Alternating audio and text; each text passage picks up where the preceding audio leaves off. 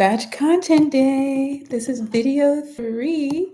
If you've hung out for all 3 episodes, thank you so much. And if you don't know what I'm talking about, just stay tuned. I'll get to it.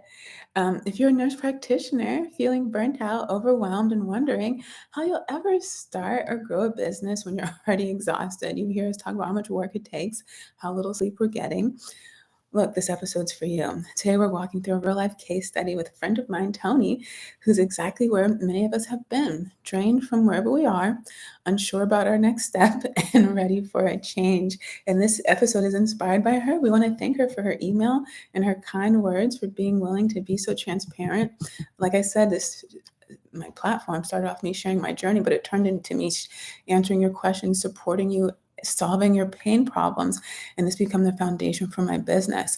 And I wouldn't have gotten here without you all. So I thank you so much.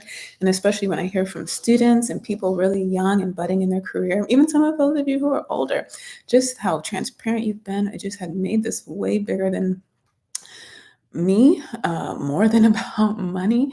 And really where I'm at right now is just thinking, how can I build something that lives on with beyond me, right?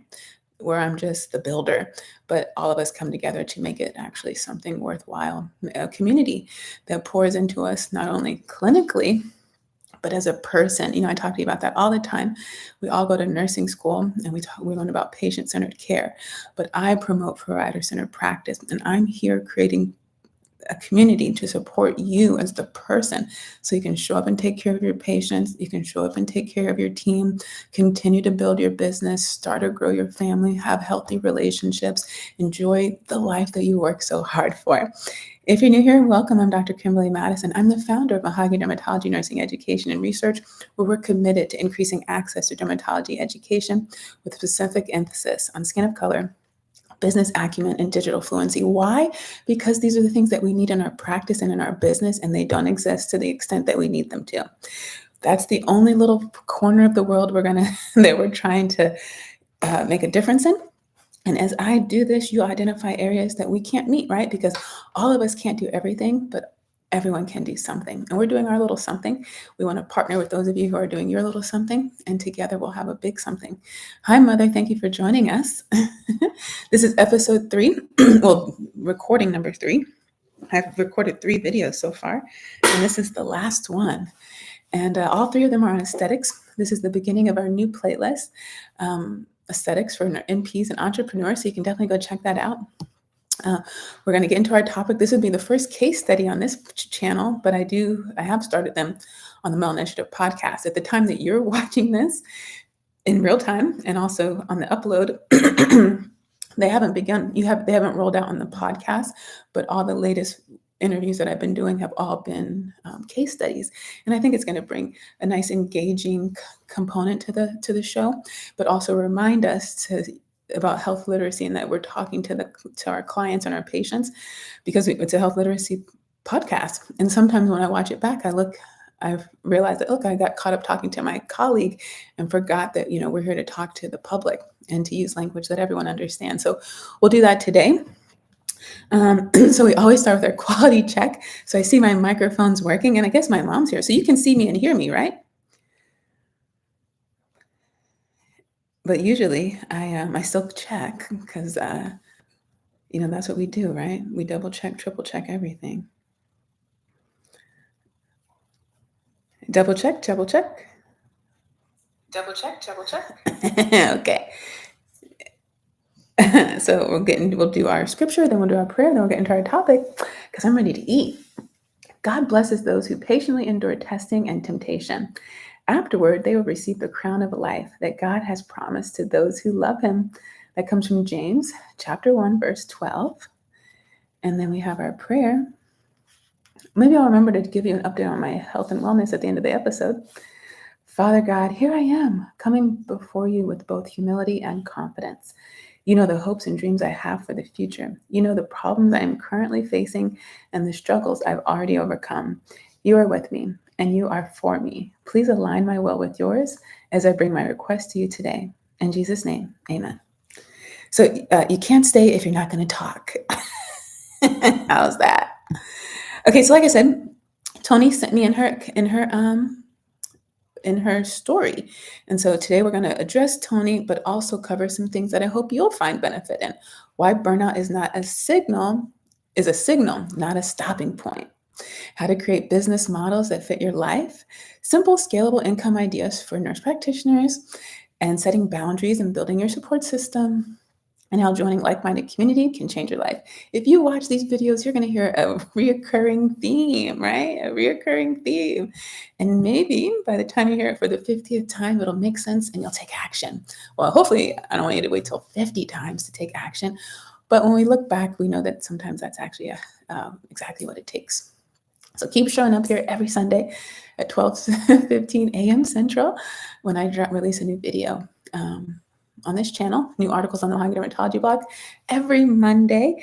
At the time that you're watching this, we just wrapped up Nurses Week. And I forgot to mention last week on the podcast, we went live on Thursday, first time going live to celebrate our 2-year anniversary and, of course, celebrate Nurses Week. But now that you're watching this, you can go back and watch it. And we did a special little reveal with Alicia and Geraldine and dropped 2 articles last week for you too. And we have community for you, the DMV Dermatology and PPA group and Derms and P's and P's of Atlanta. Shout out to everyone who supports me, Caleb, Derek, and Allie. And then the shop, Mahogany Dermatology shop. So there's tons of ebooks in there for you. And we have the newest book, thanks to you all, right? Thanks to you all. Nursing Aesthetics, an introductory guide for nurse practitioners and entrepreneurs, because it doesn't exist, right? So many of us are going to nursing or NP school solely to get into aesthetics and with a really big interest in starting our own business, but it's not taught in nursing school. And there's so many gaps when it comes to practice, aesthetics, and business. And so in this book, I'm giving you a glimpse into the industry, what you can expect, what it expects of you, what you'll still find is challenging and how you can address that, but also how to grow your business, right? How to onboard your staff, how to create a company from scratch that can turn out to be one of the top 100 companies people want to work for, how to use AI beyond emails and newsletters, but to be a financial officer for your business. I promise you, there's nothing like it on the market. If you find something like it on the market, let me know, I'll buy it. In the meantime, let's jump into Toni's story. So Toni is like where so many of us have been, right? She's working full time and she's taken on more load than she had originally agreed to. And sometimes when she's taken on that load, she's also in a leadership position. She has to run things. And guess what? It led to burnout real fast. And so she took her PTO to invest in time for taking care of herself, take care of her travel, her hair, her fitness. And now she's at a crossroads and she's wondering if she should transition to another setting, go back to school, sound familiar, or even try a different specialty, right? And she's feeling stuck and unsure of where to start. So let's do a little bit of live coaching. And so for those of you who aren't familiar, the difference between mentorship and coaching, it's a fine line and everyone's going to have their own version of that. But I would say mentorship is really guidance and advice, right? Now, mentors can give you actionable steps. And I think for those of us who do coaching, the line is even finer because we're very action-oriented. It doesn't mean mentors aren't, but typically mentorship is some advice, some guidance. They're listening to you. They're supporting you. An extra shoulder. They might be a helping hand in terms of helping you get connections and things like that. But a coach is going to identify a goal and help you get there, typically faster than if you did it by yourself. And so we're going to do some of that with Toni today. So first of all, we want Toni to know that she's not broken and neither are you, and that what you're doing is responding to an unsustainable system. So one of the students I mentor, she was frustrated with her experience in her DMP program and in graduate school.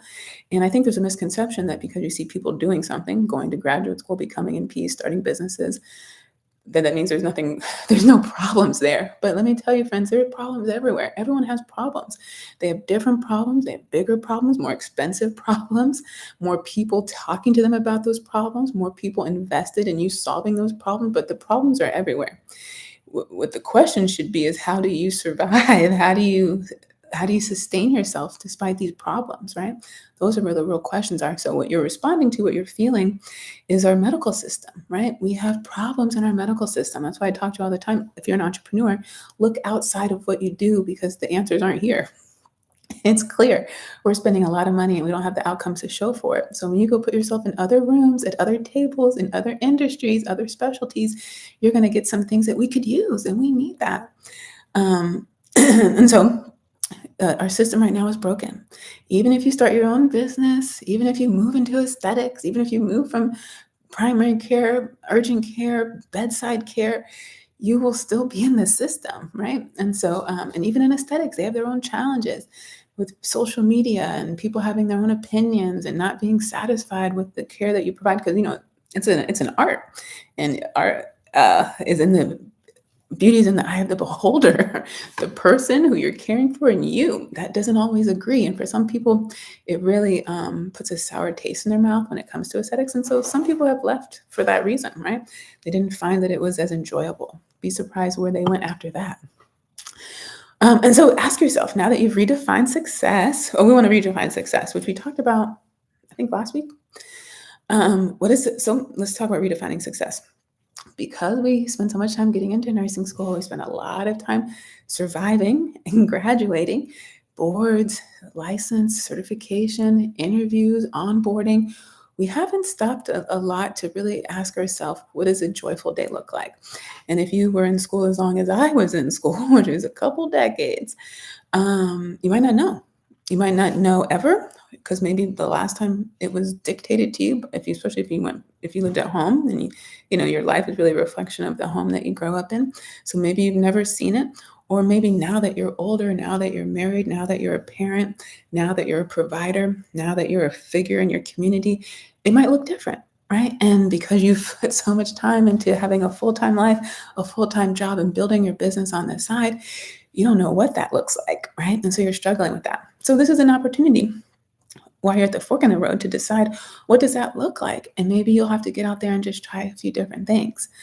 And what role can your career play in that, right? It should be like, what life you want to live. And then when you go look for jobs, you only say yes to opportunities that match what you value, not the other way around, okay?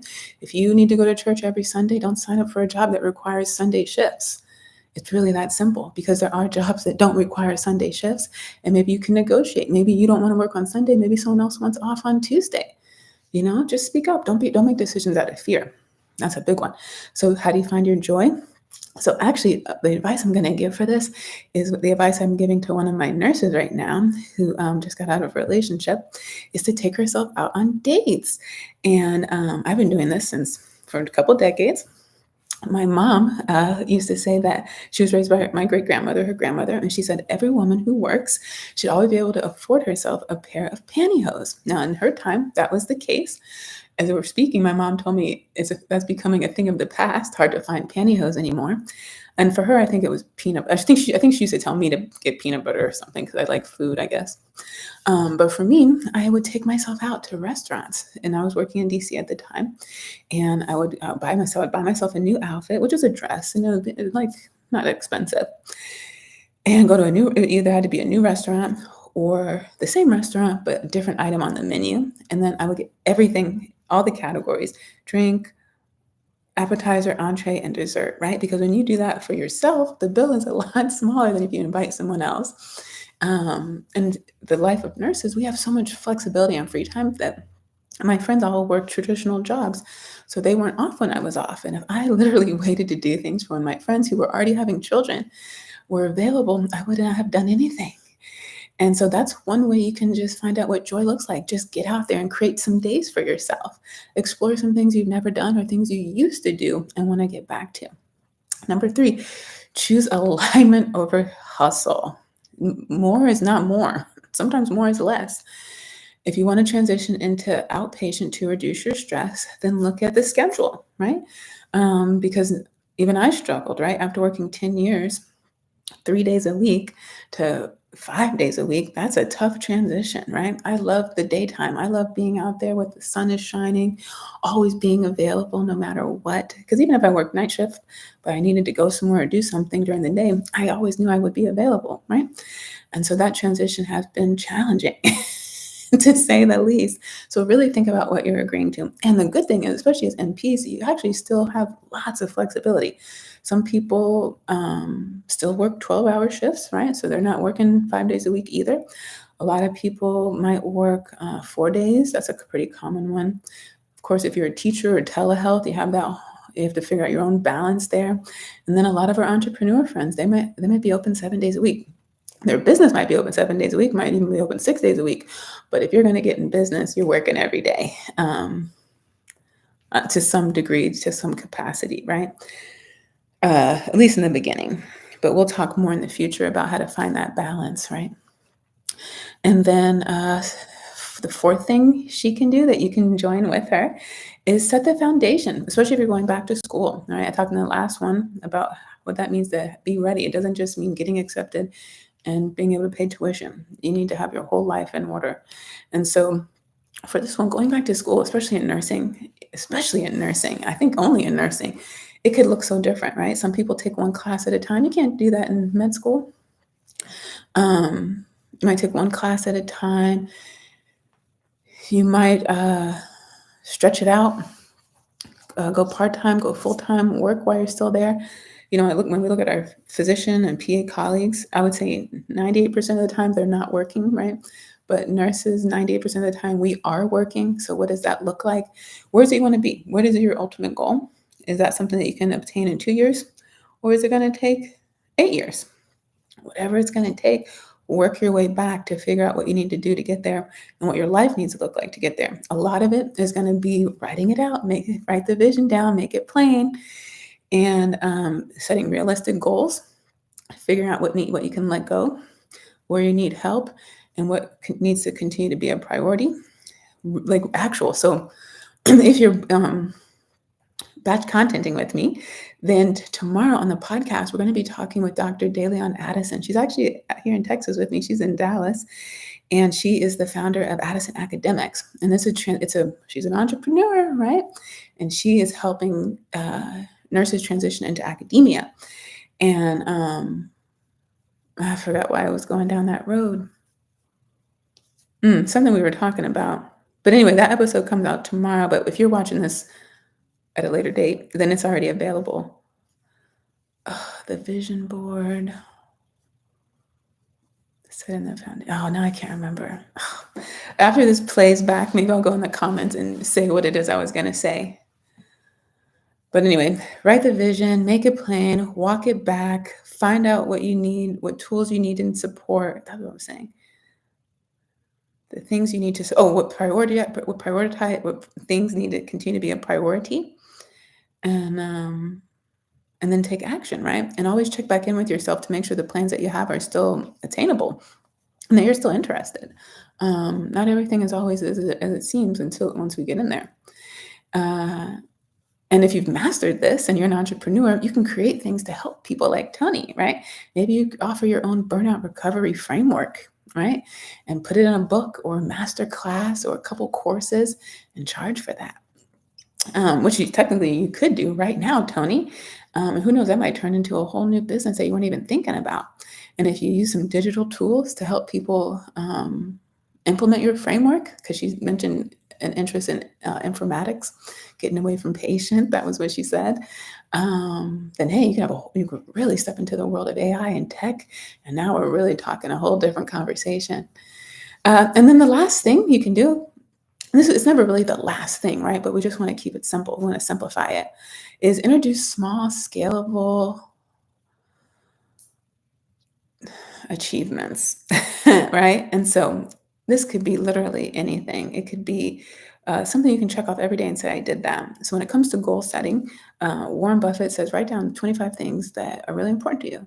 And then eliminate all, it's either 3 or 5, I can't remember, and just focus on those. That is advice I need to take. Now, not only in general, but even daily, I always have a long list of things. And I say, what if I just did one thing a day, right? Because all the one things on the list are big things that need to be done. And if I just concentrated on that one thing, I could get a lot. I could feel lighter and it could be done. It could be done and over with. And someone I was listening to, they said, a lot of entrepreneurs do this. Oh, it was Morgan DeBond, founder of Blavity and Afrotech. She has a new book out called Unwritten Rules or Rewrite the Rules. And so she's on a tour and she's doing a lot of videos on her YouTube channel to promote it, including life coaching, like we're doing with Toni. But except she is the person right there. But she was talking about a lot of entrepreneurs do. She had a name for it, like fractionated time. Anyway, where it's like, I'll work on this for 1 hour or 2 hours and I work on this and I work on that. And what's happening is your brain isn't able to stay focused. You're not really able to have a clarity of thought in mind. And so that's where it really becomes helpful to narrow down what your goals are, what you're going to work on a daily basis. But even on a day-to-day basis, right? If you just did one or two big things, what could that look like for you? And then, after you get those two things, you can actually just go live your life, right? Because our list of things to do will always be there. And it's a good reminder to go have dinner, go take that walk, go plan that vacation. It might not be a big vacation. Might just be a road trip for the day that you drive and come back and go hang out with your friends, make some new friends, right? Because at the end of the day, the business isn't the only goal, right? We started this off by talking about joy. How do we get back to joy? And maybe you take the word joy and you make a little acronym out of it and say, hey, what does this mean to me on a daily basis? What does it mean? For me, it might be Jesus, right? And being open and honest with myself, making sure that what I'm doing is for the right reasons and it aligns with my purpose. And then why is, why am I doing this? Reminding myself, when things are challenging or you have imposter syndrome and you doubt yourself, just going back to that why. But I want to hear you come up with your own framework for joy, right? And if you haven't already, please subscribe, leave a comment or two. Let me know in the comments if this is helping you. If you relate to Toni, what advice would you have for her? And where are you in that journey? And how did you manage burnout, right? I'm not going to say overcome because it creeps up in so many ways, not only in practice, but definitely in business, right? Especially when we don't have, if we're at the point that we don't have systems in place or teams, then burnout can be a real thing. And that can be a long time depending on what we have going on, because we always have more than one thing going on. Remember, burnout isn't the end. It's a redirect. You don't need to hustle harder. You need to build smarter. Start small, stay aligned, and surround yourself with a supportive network. This thing about hustle and grind, it just takes away time for you to be creative, time for you to find the joy, to communicate.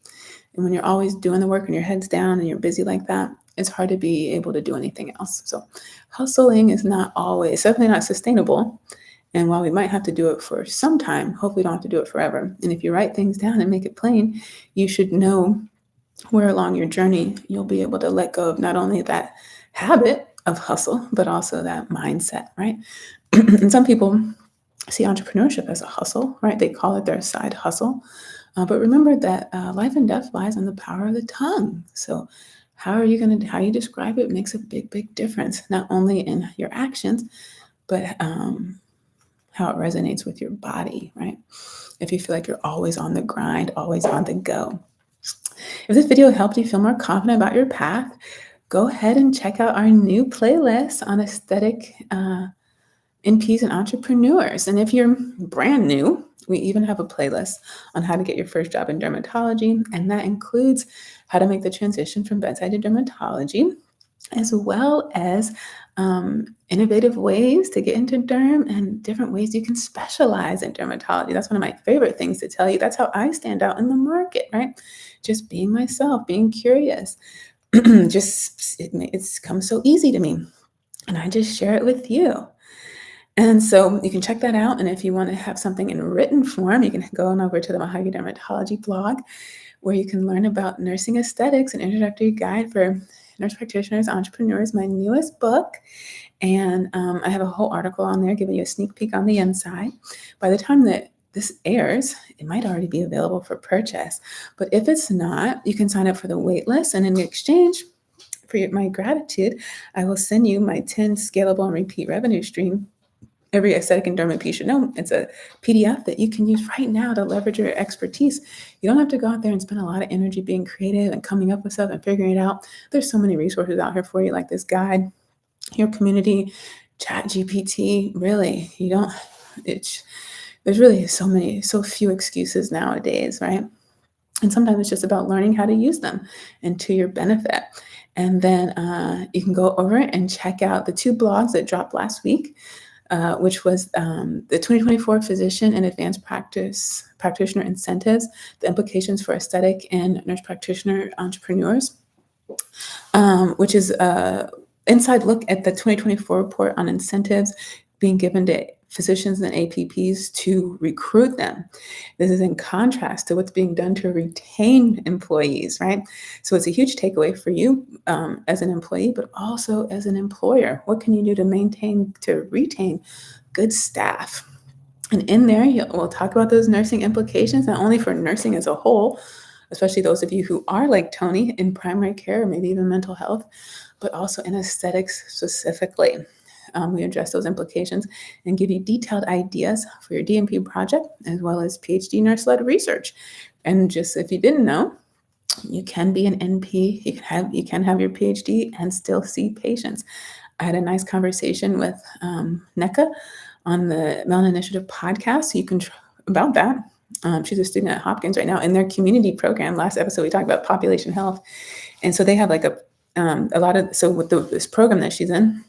Instead of doing all their hours at the hospital and acute care, they do a lot of them out in the community. And so we talked about that primarily, but then there did come up a point in the conversation towards the end where we talked about the DNP and PhD, which there's still a lot of knowledge gaps when it comes to the different degrees and which one you should pick. And so I just want to let you know that you can be an MP and you can have your PhD and you can still see patients. In fact, with both degrees, you can see patients, you can teach, and you can do research. Now, the school that you go to work for might have their own particular preferences. So that will be a difference. And whoever you talk to, if they've been in practice for a long time when the PhD was reigning supreme, they're going to encourage that, especially if they work at a university where that's the only way to get tenure.